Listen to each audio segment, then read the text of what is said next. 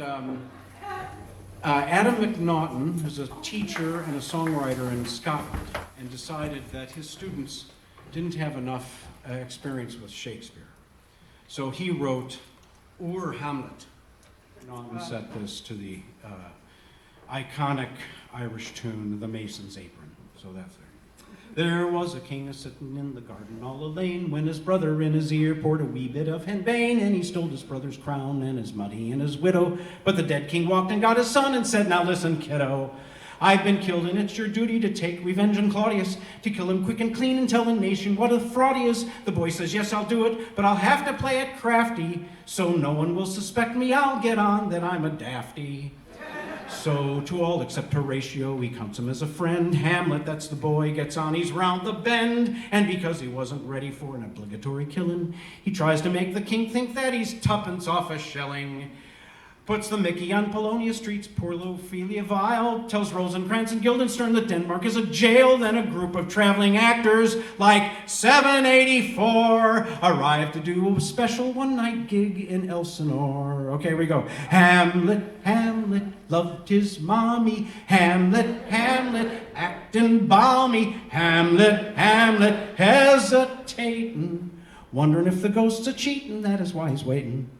So Hamlet writes a scene for the players to enact, so he and Horatio can watch to see if Claudius cracked. The play is called A Mousetrap, not the one that's running now. And sure enough, the king walked out before the scene was through. So Hamlet's got the proof that Claudius gave his dad a dose. The only problem being now that Claudius knows he knows. And while Hamlet tells his mother his new husband's not a fit man, Uncle Claude puts out a contract for the English king as hitman.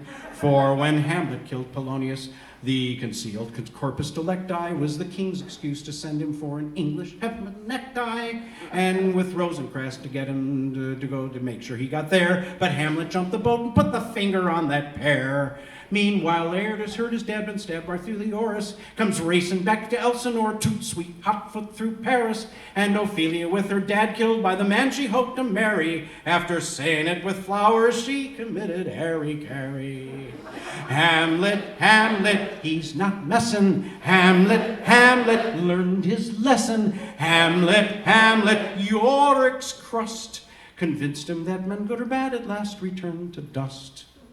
Now Laertes lost his place and demanded retribution. The king says, "Keep your head on, I'll provide you a solution." So he arranges a sword fight between the interested parties, with a blunt-tipped sword for Hamlet and a sharp sword for Laertes. To make things double sure, the old belt and braces line, he fixes a poisoned sword tip with a poisoned cup of wine.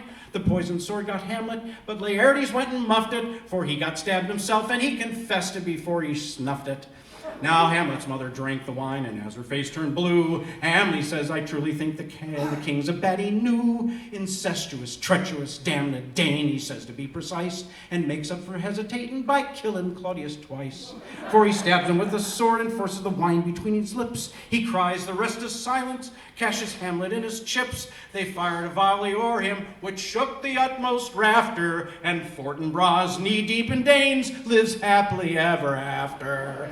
Hamlet, Hamlet, it's real gory. Hamlet, Hamlet, end of story. Hamlet, Hamlet, have a way. And if you think this is Gora boring, you should read the bloody play. Thank you.